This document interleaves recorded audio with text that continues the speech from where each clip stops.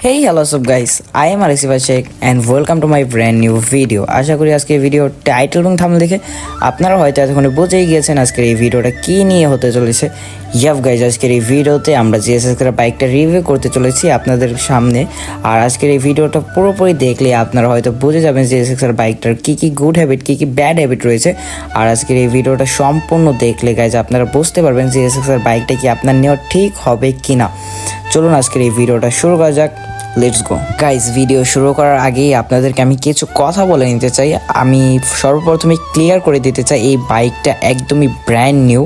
এই বাইকটার breaking period শেষ হয়েছে মাত্র কিছুদিন হলো, এক সপ্তাহ হলো।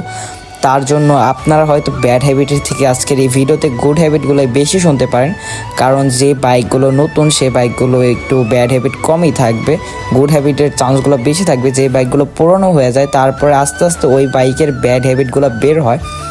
আর আজকের এই ভিডিওতে তার জন্য আপনার একটু গুড হ্যাবিটগুলোর প্রশংসা একটু বেশি শুনতে পারবেন। তার জন্য সবাই একটু এই ভিডিওটা দেখবেন সম্পূর্ণ।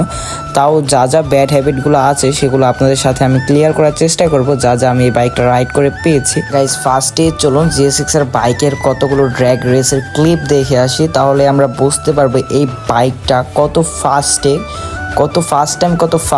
আর কি স্পিড তুলতে পারে, কত তাড়াতাড়ি বাইকের পাওয়ার জেনারেট করতে পারে। এই বাইকটা খুব অল্প সময়ে অনেক হাই স্পিড ধরে ফেলতে পারে। সাদা খামের না লেখা নাম এঁকেছে তার গানে, তোমাকে না লেখা চিঠিটা ডাক বাক্সের এক কোণে। সাদা খামের না লেখা নাম এঁকেছে তার গানে, সেই চিঠি যত লেখা থাকে একা একা, সেই গানের না শোনা সুর আঁকা একা একা, ছুঁয়ে যায় তবু কখন এসে। যদি বলি সে সবই তোমারই একা চিঠি।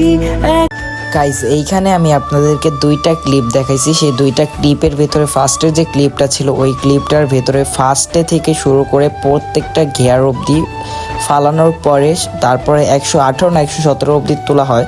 এরপরে সামনে গাড়ি আসার পর এর জন্য পরে স্লো করে ফেলা হয়, কিন্তু পরবর্তী সেকেন্ড যে ক্লিপটা সেই ক্লিপটায় আপনারা দেখতে পারছেন যে 140 হিট করে ফেলি।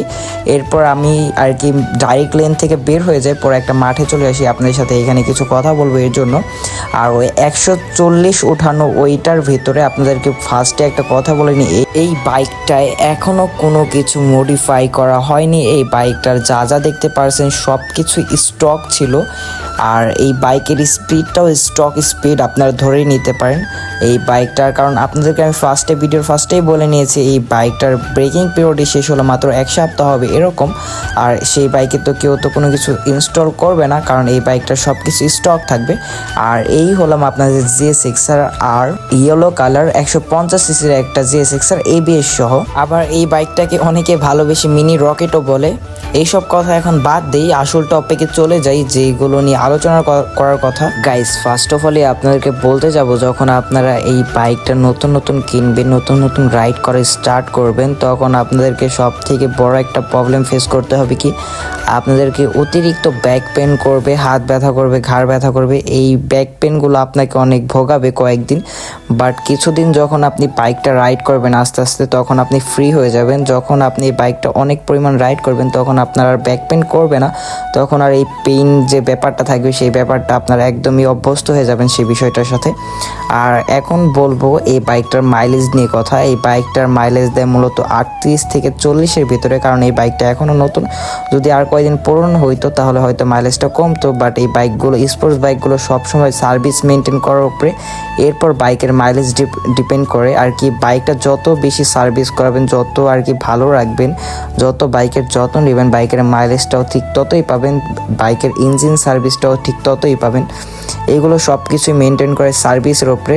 আমার কাছে এই GSX এর বাইকটার খারাপ কি লাগে জানেন, এই বাইকটার পেছনের সিটটা অনেকটাই ছোট আর এই GSX এর বাইকটার হাইটটা অনেকটা কম আমার বাইকটার থেকে, এর জন্য আমার কাছে অনেকটাই খারাপ লাগে। আর এই বাইকটার ব্রেকিং নিয়ে কি বলবো, ব্রেকিংটা অনেকটাই ভালো, আমার কাছে অনেক ভালো লাগে। এই বাইকের ব্রেকিংটা খুবই ভালো রেজাল্ট দেয়, আমি যখনই ব্রেক করি আমি একটা গুড একটা রেজাল্ট পাইছি সবসময়, কারণ এই বাইকটা ABS আছে। প্রথমত কথা এইটা, বাইকে এমনিতে ABS, তার ভিতরে আবার স্পোর্টস বাইক GSX আর এমনি ব্রেকিং আগে থেকেই ভালো, তার ভিতরে আবার এইটার ভিতর ABS, এটার ভিতরে ভালো একটা রেজাল্ট পাবো, এটাই স্বাভাবিক। আর গাইজ আপনাদের সাথে এখন আমি কথা বলতে চলছি এই বাইকটার কিছু বেসিক দিক নিয়ে। এই বাইকটার ইঞ্জিন 150cc, যেটা আপনাদের আগেও বলেছি।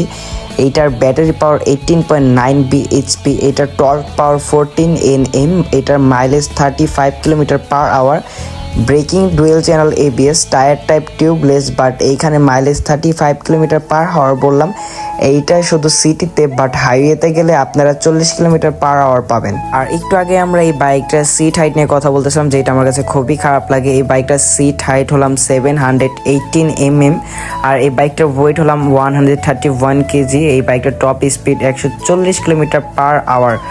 আর এই বাইকটার বর্তমানে বাংলাদেশে প্রাইস হলাম 5,24,950 টাকা, যেটা কয়েকদিন আগেই দামটা একটু বেড়েছে, আর এতদিন বাইকটার দাম একটু কম ছিল। আর আশা করি আজকের এই ভিডিওতে গাইজ আপনাদেরকে আমি অনেক কিছুই বোঝাতে পেরেছি। আর যদি কিছু না বুঝে থাকেন তাহলে এই ভিডিওর কমেন্ট বক্স খোলা আছে, কমেন্ট বক্সে কমেন্ট করতে পারেন। আর পরবর্তী ভিডিওর জন্য অপেক্ষা করবেন, সে পর্যন্ত আমাদের সাথেই থাকবেন। আল্লাহ হাফেজ গাইজ, সি ইউ সুন।